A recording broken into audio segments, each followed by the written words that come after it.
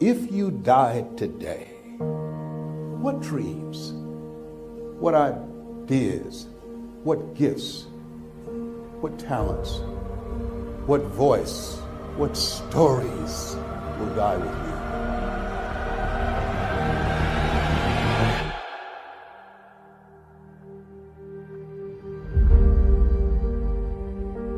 See, a lot of people go to work every day miserable, and all they do is just talk about how miserable they are, but they don't do anything about it.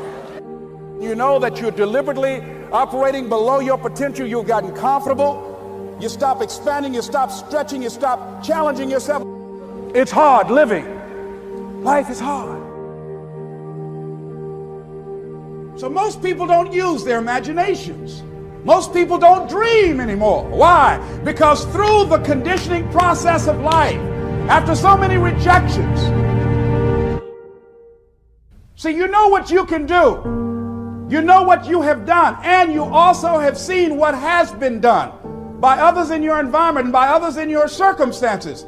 Then you look at where you want to go, and what most people do, they do that which they feel they know that can work because they've already done it or they've seen it done.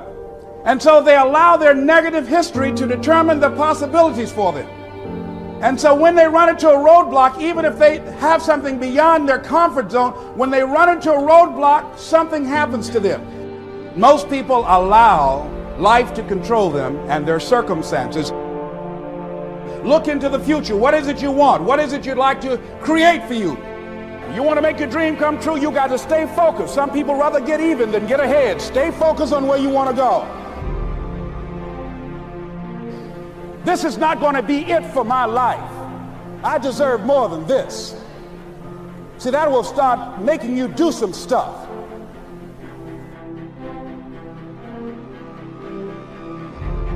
Not only is it possible for you to have your dream, but it's necessary.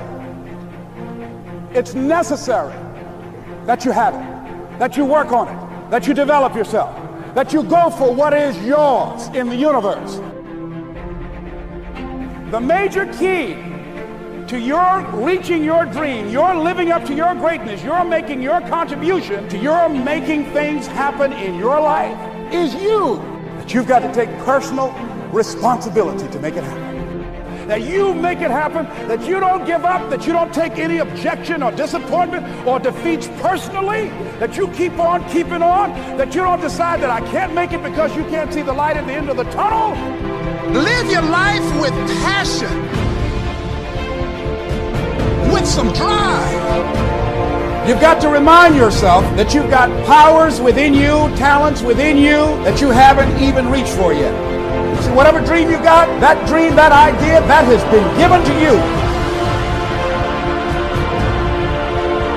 There's no guarantee that because somebody is now down on their luck, they can never come back. Who can guarantee that you can't make it? That you can't have your dream? Who can guarantee that you can't do what you want to do? No one can do that. No one can predict that. All we need to do is we look at our dreams as we get ready to hit the floor. I'm blessed and highly favored.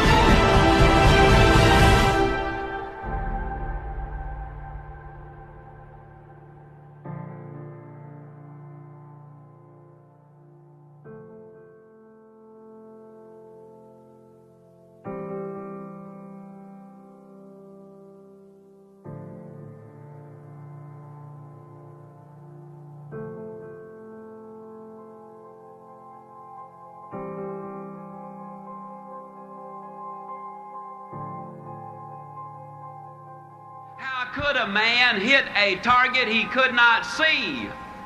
That's a pretty good question. Here's another one. How can you hit a target you do not have? Besides, planes are built for flying. Ships are built for sailing. Houses are built for living. And man, too, was built for purpose. He was designed for accomplishment. He's engineered for success. He's endowed with the seeds of greatness. And the greatest danger we as human beings have is when we do not do anything at all. People today complain of lack of time. It's not lack of time that's the problem, it's the lack of direction. Are you a wandering generality, or are you a meaningful, specific? Are you going to work tomorrow because that's what you did yesterday? If that's the reason you're going tomorrow, you won't be as good tomorrow as you were yesterday because you're 2 days older and no closer to the goal you do not have. What about you personally? Have you got your goals laid out? Are you a meaningful specific, or are you a wandering generality?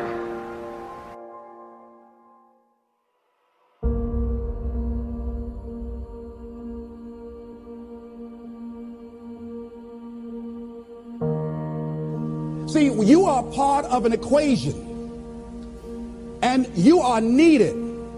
Part of why we should begin to look at how we give up our lives, that we've got to begin to see, what is it that I'm supposed to do? What is my life work? And then give ourselves to that.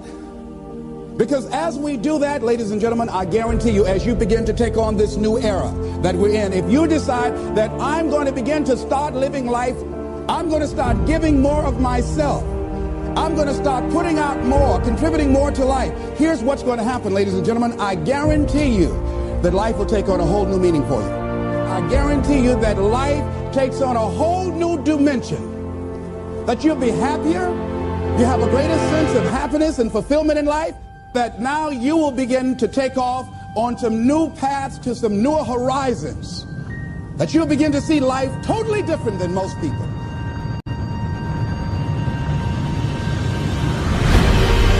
You got to have those long-range goals. And the rule is a simple one. You go as far as you can see. And when you get there, you'll always be able to see further. Are you a wandering generality, or are you a meaningful specific? And most of us go through life because we're not using that which we've been given, that we are punished, that we're going through life getting up in the morning with no reason to get up. There's a scripture, when I heard it, I couldn't understand it. I say, how cold? He that hath shall get, and he that hath not, even that he has shall be taken away. He that hath a generous view of life, he that has courage, he that hath initiative, he that hath resourcefulness. I say it with all of my heart. I know in my mind that man was designed for accomplishment, that he's engineered for success, that he is endowed with the seeds of greatness.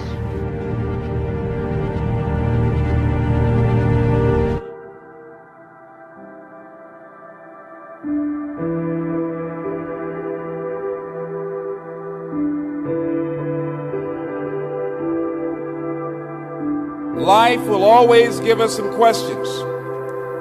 There will be times when we have to take time to search ourselves and saying, with all of these things out here, these roadblocks and these obstacles, what is it going to require on our part to make it happen? What's the final determining factor that will determine whether or not we're losers or winners in life? And here's what the answer is. It's you. No, it's not your circumstances. No, it's not your past. It's you. You're going to determine that. No, not what happened to you. No. It's you. It's you. You will determine whether or not this mission that you're on, and I believe that we're all on a mission. I believe that we all have a purpose, and we didn't just show up just to work every day and face some hard experiences in life, or go home after work and pop a can of beer and sit in front of the television set. No, I don't think that life is like that for us. I think that we all showed up here on a divine mission to do something.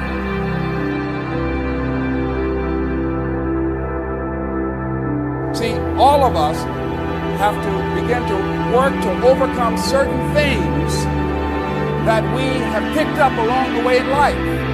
You've got to watch the energy that you're around, and you've got to start searching yourself to to ask yourself, what is it? Is this really me? When you look in the mirror, when you look at your life, when you look at where you want to go, you got to ask yourself the question, is this really me? Samuel Smiles says, life will always be to a large extent what we ourselves make it. What we make it. What you make your life. Not what circumstances will make of it. Not what other people will make of it. But what you make of your life. That's what your life will be.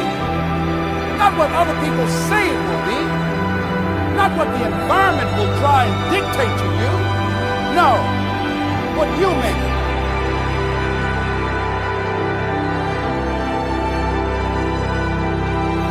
Live now.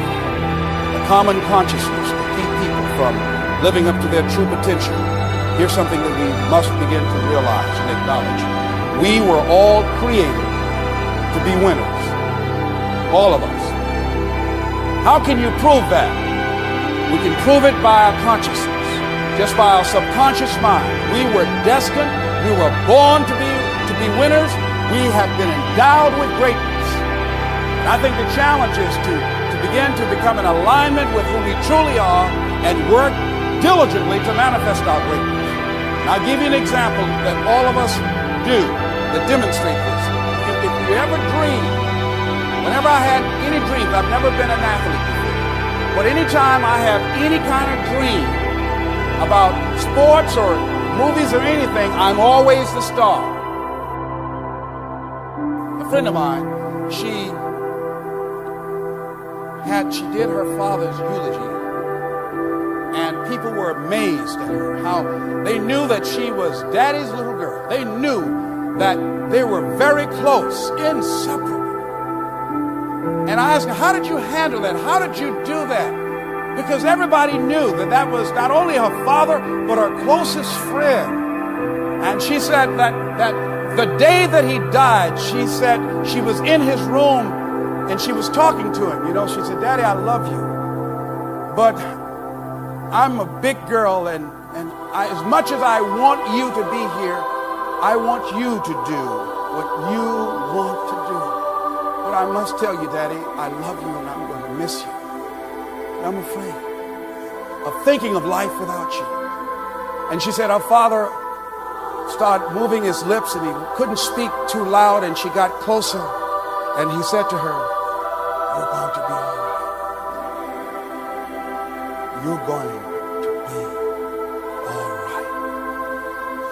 And she said that gave her the look in his eyes. That gave her a certain assurance that there was something that even death couldn't conquer that was in her father, that was now a part of her. And that was, death could not take his spirit.